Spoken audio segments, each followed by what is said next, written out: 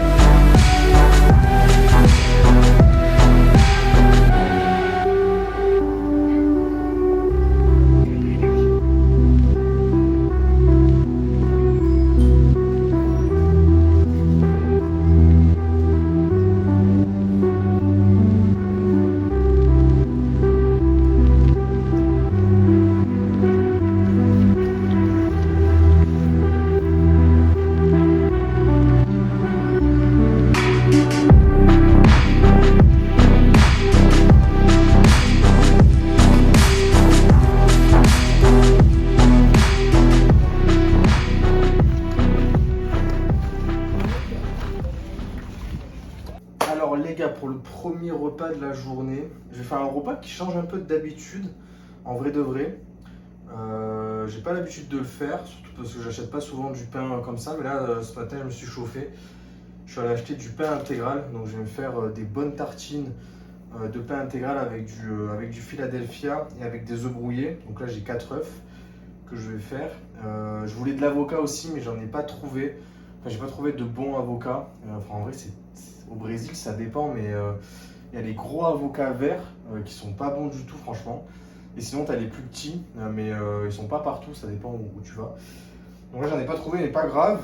Je vais me faire avec ça 2 belles tomates avec huile d'olive, sel, ça va être parfait. Et je pense, voilà, petit repas chill. Avec ça, je vais me faire, je pense, je vais boire de l'eau de coco, comme d'hab.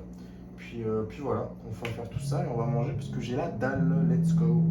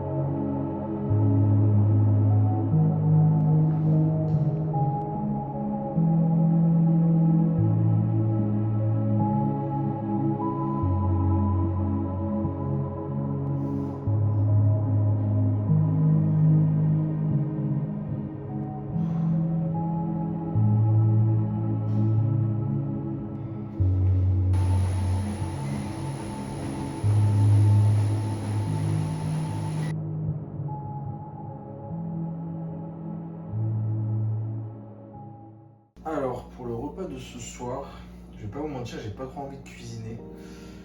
Du coup, quand j'ai pas envie de cuisiner, j'ai toujours chez moi boîte de sardines, sauce tomate, 2 boîtes, parfait. Ça me fait genre plus de 30 grammes de protéines, plus des bons minéraux, vitamines, etc. Oméga 3. Et ensuite, ça avec du riz, parfait. Avec du cidre, du riz blanc. Et on met quoi? Du sel, la sauce piquante, du poivre, je pense qu'on sera pas mal. Et peut-être un dessert, si j'ai encore faim, je peux faire un fromage blanc avec du miel. Et puis voilà, et comme vous voyez, je suis un peu KO. Je suis un peu KO là, donc ouais, je vais faire ça à manger et let's go.